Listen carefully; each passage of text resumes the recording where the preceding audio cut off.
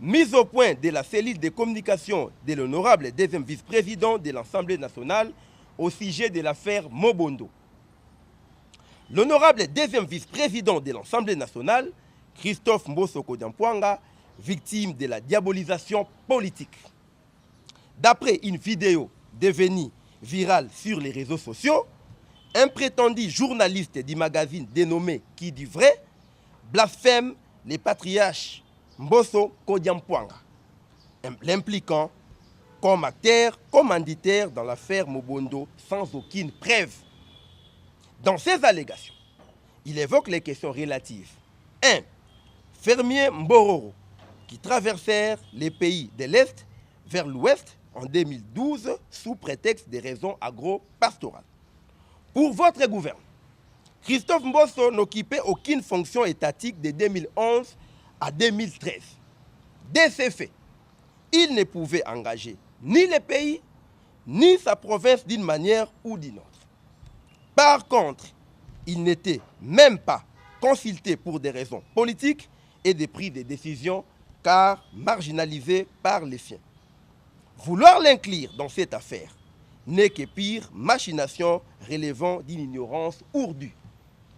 Occupation des terres et phénomène Mobondo. Voici la précision. Il s'y est de signaler que l'honorable Christophe Mbosso Kodiampouanga a toujours été contre la vente ou la cession des terres, source de plusieurs conflits fonciers au pays. Il en parla, il rappelle et en parlera toujours. De tous les fermiers, concessionnaires et propriétaires de terres à Kwamutu, dans les plateaux de Bateke cités par ces journalistes de pacotille, mal formés et non informés. Rappelons à l'opinion que Christophe Mbosso Kodiampouanga n'y possède aucune ferme et aucune portion de terre. Bien que l'élément déclencheur du conflit ait impliqué quelques fermiers Yaka et les chefs de terre Teke, le feuilleton de Kwamutu n'a rien à voir avec un conflit tribal. Le cardinal Ambongo, en tournée dans le diocèse de l'ex-Grand Bandundu, s'est rendu compte qu'il n'y avait pas un conflit tribal entre Teke et Yaka.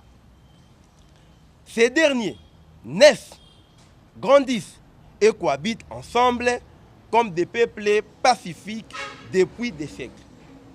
En réalité, ce qui divise, c'est la vente des terres pour faire les lits à l'expansion territoriale du Rwanda avec la complicité des traîtres congolais à la solde de Paul Kagame. Dans un passé récent, les délégations de ces deux tribus ont été reçues par les chefs de l'État conduites par le ministre de l'Intérieur de l'époque.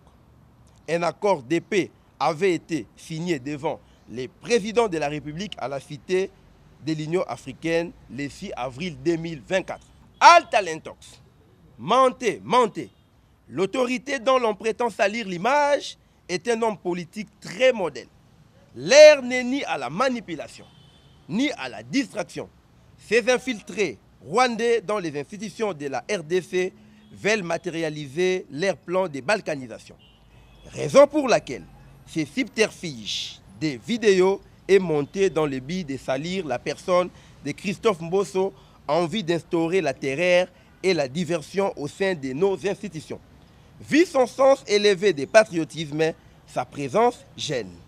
Toujours préoccupé par cette situation, Christophe Mbosso, en pacificateur inné et humaniste, avait secouru les déplacés internes en vivre et non vivre avant de se lancer dans des consultations pour raison de paix.